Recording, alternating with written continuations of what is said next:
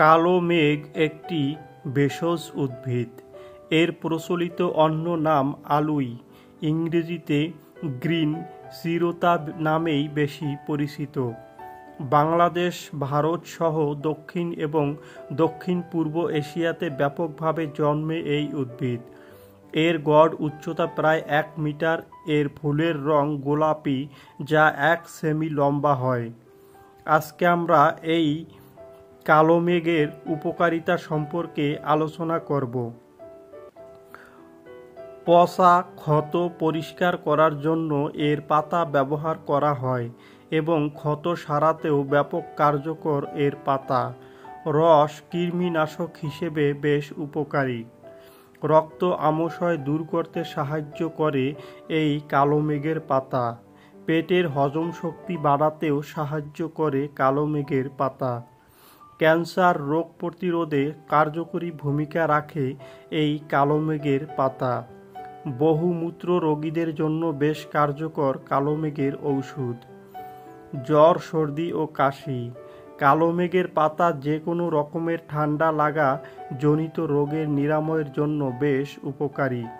এছাড়াও গলা ব্যথা, গলা বসে যাওয়া এবং টনসিলের জন্য বেশ কার্যকরী। কালো মেঘের পাতা পরিষ্কার করে ধুয়ে রস খেতে হবে। এর স্বাদ তিতে, তাই এর রস খাওয়ার পরে 1 চামচ মধু খেয়ে নিতে পারেন।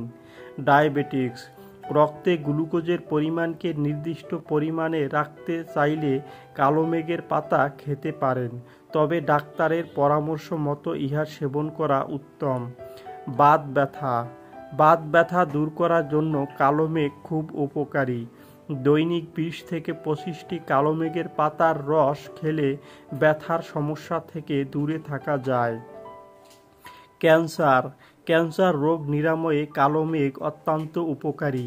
কালো মেঘের ঔষধি গুণ ক্যান্সারে কোষ বাড়তে দেয় না। ক্যান্সার রোগের ঔষধ হিসেবে কালো মেঘ ব্যবহার করা হয়। আলসার প্রতিরোধক, কালো মেঘের পাতার রস করে খেলে আলসার থেকে মুক্তি পাওয়া যায়। তাছাড়া এর রস হজম শক্তি বাড়ায়। অনিয়মিত মাসিক, অনিয়মিত মাসিক সমস্যার সমাধানের জন্য কালো মেঘের পাতার রস খুবই কার্যকরী। শারীরিক শক্তি এবং কর্মক্ষমতা বৃদ্ধি।